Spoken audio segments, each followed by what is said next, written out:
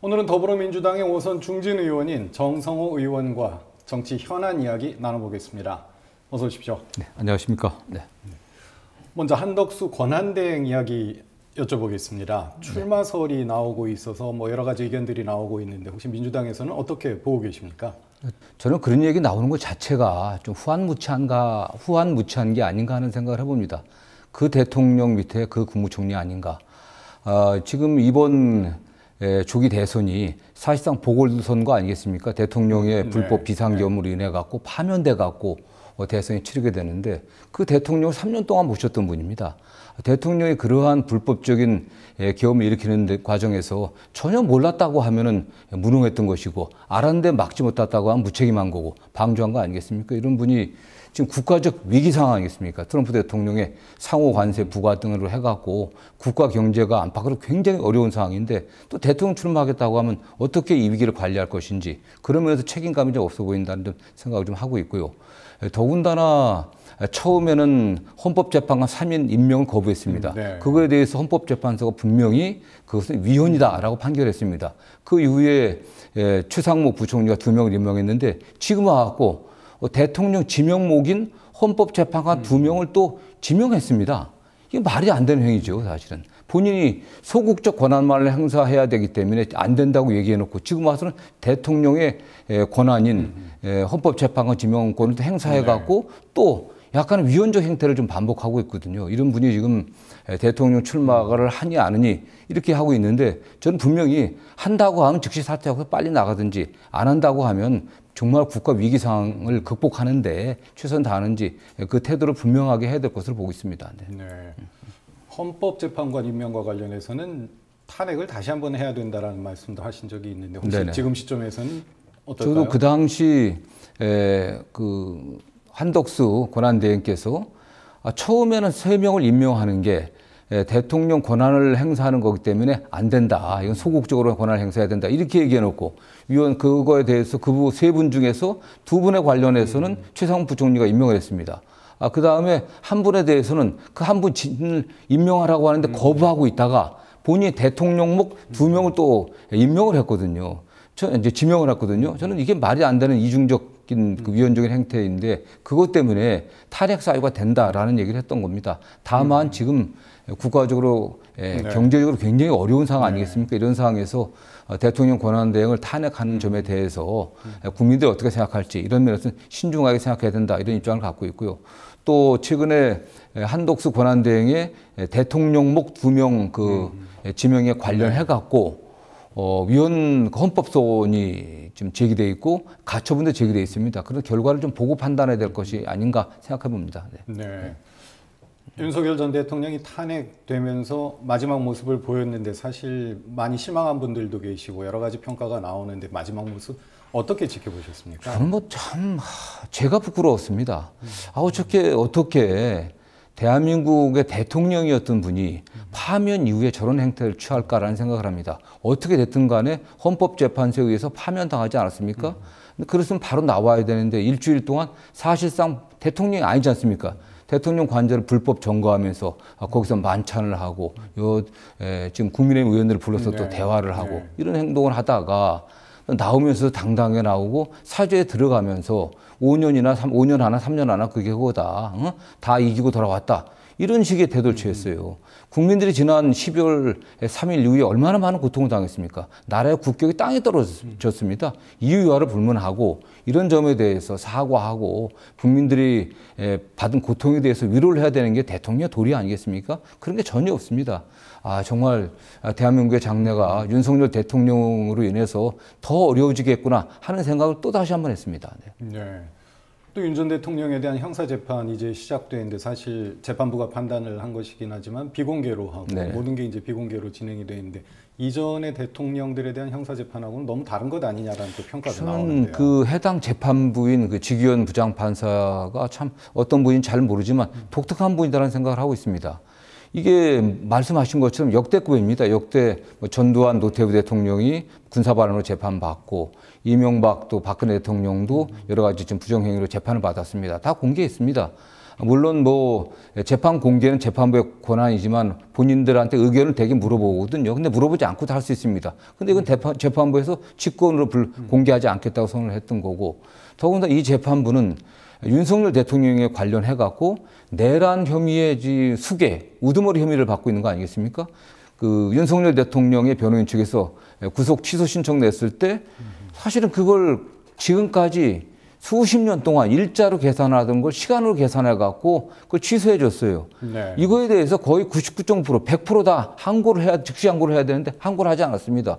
도대체 윤석열 대통령에 대해서만 지금 정권이나 또 정부나 법원이나 검찰이나 왜 그렇게 특혜를 주려고 하는지 납득이 되질 않습니다. 저는 그런 면에서 사법부에 대한 국민적 불신을 굉장히 심화시키는 그런 원인이 됐다고 저는 생각합니다. 네. 민주당으로서는 국민의힘에서 탄핵에 반대한 후보가 올라오는 게 더 유리하다고 보십니까? 예, 그 헌법재판소의 탄핵 심판 과정을 보면은 탄핵에 반대하던 세력들의 어쨌든 그 윤석열 대통령에 대한 응원이라든가 그 반대 의지가 굉장히 격렬하게 일어났거든요. 그런 측면에서 국민의힘 내부에서는 탄핵에 반대하는 사람이 좀 유리하지 않겠나 하는 그런 생각을 갖고 있고요. 다만 선거라는 게 결국 본선이 중요한데 본선에서 국민의힘이 중도 확장을 고려한다고 하면 역시 또 함적 보수라고 하는 분들의 입장을 고려한다고 하면 탄핵에 찬성하고 계엄을 비판했던 분들이 유리해야 되는데 현실적으로는 탄핵에 반대한 그런 후보가 좀 더 나은 상황에 있지 않나 그런 생각이 듭니다. 네. 민주당 내에서는 경선 룰 관련해서 또 좀 비명계에서 주자들이 반발이 좀 나오고 있는데 혹시 그 부분에 대해서는 어떻게 보십니까? 제가 아는 바로는 권리당원들의 절대 다수가 완전 국민 경선은 적절치 않다라는 주장에 동조하고 있는 것을 알고 있습니다. 그래서 현재 나온 안은 권리당원들의 의견을 묻는 안은 권리당원 50%와 그 다음에 100만 명 정도의 일반 국민들을 안심번호로 추출해갖고 여론조사를 50% 한다는 거거든요. 만약 완전 국민 경선을 왜 안 하냐는 그런 의문을 제기하는 분들이 있는데 2012년도에 처음 도입됐습니다. 2012년도에는 권리당원이 11만 명이었습니다. 그렇기 때문에 큰 의미가 없었어요. 그래서 국민 경선의 흥행이라든가 많은 국민들의 참여를 위해서는 완전 국민 경선을 할 수밖에 없었습니다. 그 당시도 그래서 뭐 100만 명 이상의 선거인들이 참여했었는데 지금 권리당원만 120만 명에 육박하고 있거든요. 이런 상황에서 지난번 그 탄핵 과정에서 보여준 것처럼 만약 완전 국민 경선을 한다고 하면은 탄핵에 반대한 분들이 지금 가장 앞서가고 있는 이재명 대표를 견제하기 위해서 집단적으로 조직적으로 참여할 가능성도 많이 있다. 선거의 공정성이 상당히 오염될 가능성이 있다. 이런 우려를 하는 분도 있고요. 그러나 결정적인 이유는 이미 권리당원들이 당비를 내는 권리당원들이 120만 명 육박하니까 이제는 그분들의 권리 존중해줘야 되고 또 일반 국민들의 참여가 50% 되기 때문에 그게 더 공정하다. 이런 취지에서 그런 안을 낸 것 같습니다. 네. 이재명 전 대표와 관련해서도 좀 질문을 드리겠는데요. 좌장격의 역할을 지금 맡고 계신데 이재명 전 대표의 혹시 개인적으로는 어떤 인연이 있으십니까? 그 사법시험 동기로서 87년에 사법연수원을 처음 만났습니다. 그러니까 한 38년 정도 가까이 이재명 대표를 알아왔던 사이고요. 그 좌장이라고보다는 제가 정치는 먼저 시작했습니다. 그게 이재명 지금 후보가 성남시장 경기도지사 또 대선 후보로 나갈 때 일관되게 이재명 후보를 지지해 왔습니다. 이재명 후보를 지지한 분 중에서 제가 선수가 높아갖고 좌장이라고 얘기하는데 좌장이라기보다는 그냥 정치적 동지라고 이해해 주시면 좋을 것 같고요. 뭐 그렇게 제가 이재명 대표를 지지하게 된 이유는 제가 처음 38년 전에 만났을 때나 지금이나 매우 유능한 사람입니다. 매우 유능하고 또 진정성 있는 그런 정치인이기 때문에 제가 꼭 도와야겠다 이런 마음으로 지금까지 한결같이 오고 있습니다. 이재명 전 대표가 그렇게 가까우시면서도 사실은 늘 거리를 조금은 유지를 하고 있고 거리를 떨어져서 있다라고 하시는데 그럼 혹시 어떤 조심하시는 건가요? 어떤 이유인가요? 뭐 그런 측면도 있고요. 대표와 가장 가깝다고 알려져 있고 뭐 사실 그렇죠. 가장 오랫동안 이재명 대표와 정치적 행보를 같이 해왔는데 그리고 이재명 대표와 뭐 사석에서 뭐 형동생 하는 정도로 가까운 사이입니다. 또 저 같은 사람이 옆에 있으면 다른 좋은 분들이 가까이 못 옵니다.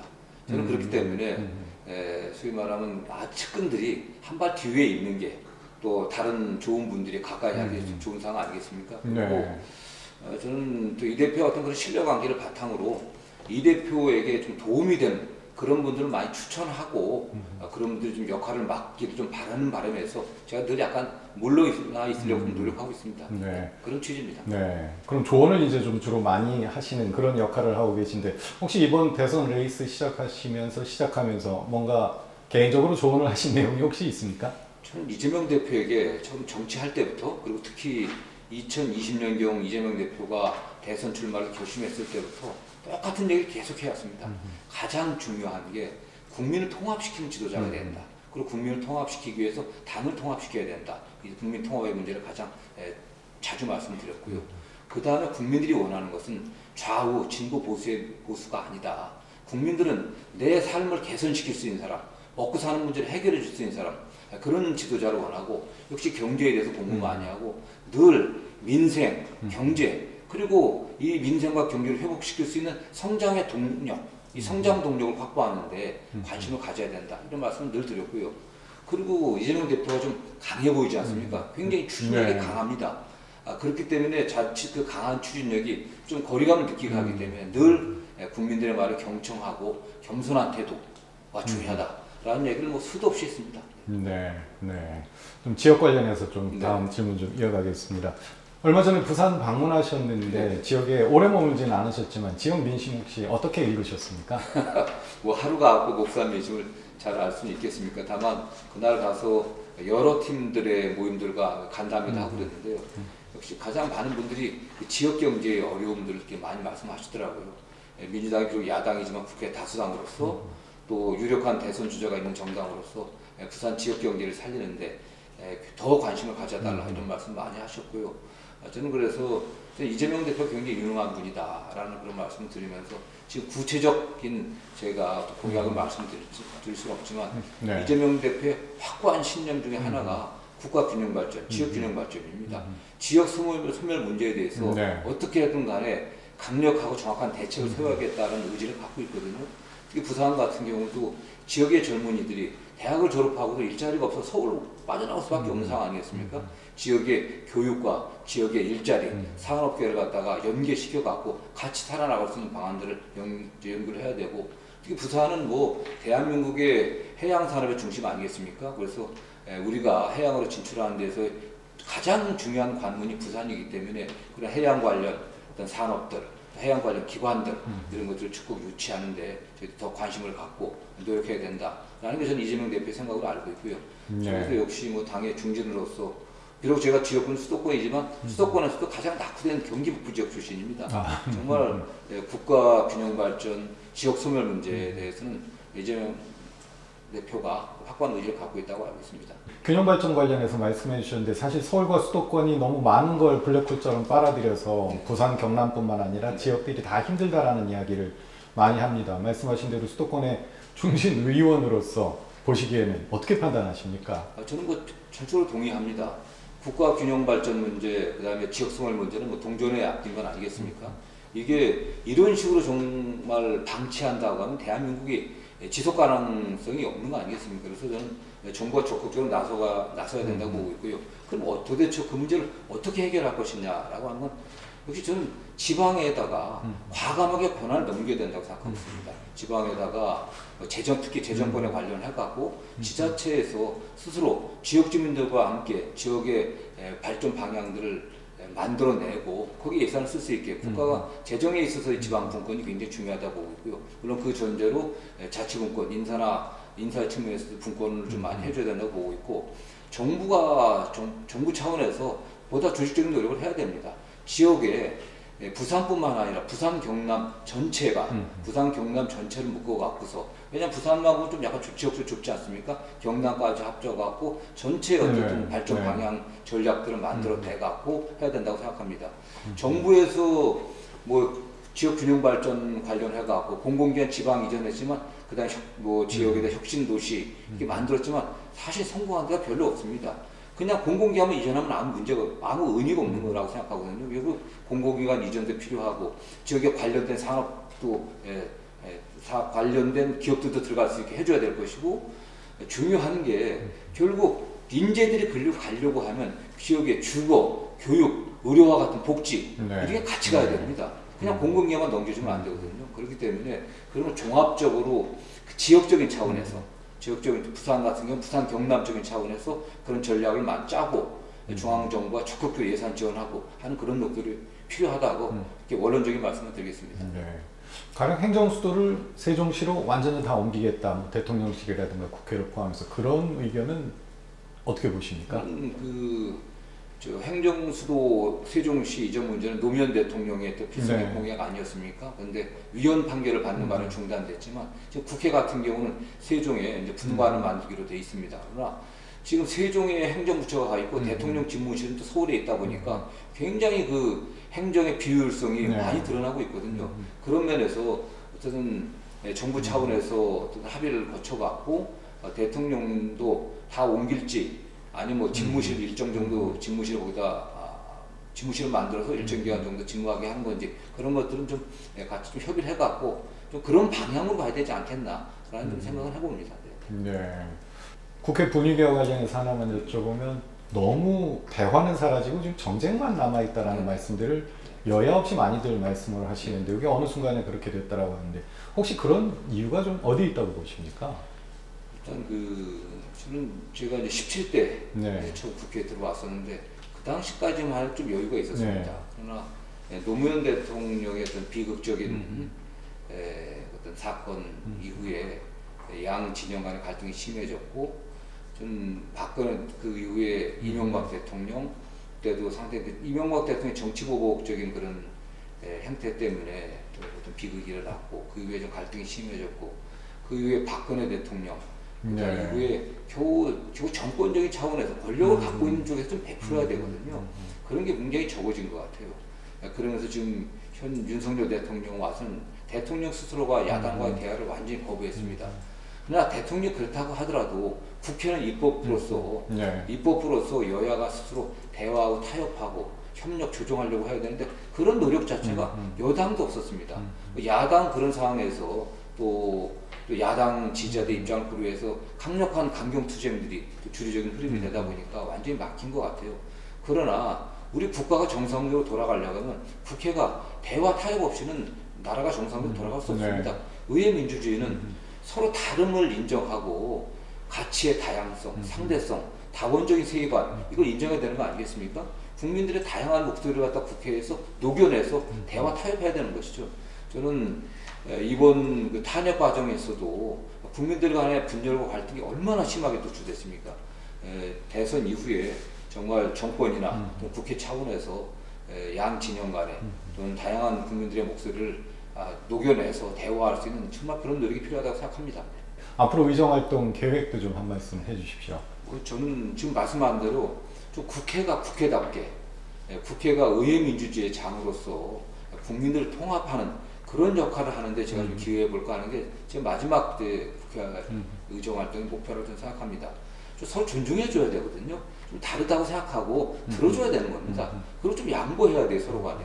저는 그런 걸 좀 저부터 실천하고 여야의 중진들과 함께 노력해야겠다는 생각을 갖고 있고요. 제 지역구가 또 경기 북부인데 경기 북부도 다른 지역 못지않게 수도권에서 가장 낙후된 지역입니다. 군사보호 지역이었기 때문에 경기 북부에 어쨌든 뭐 SOC를 더 확충하고 하는 여러 가지 지역 발전 문제를 마무리를 좀 잘 시켜야겠다 이런 생각을 좀 하고 있습니다.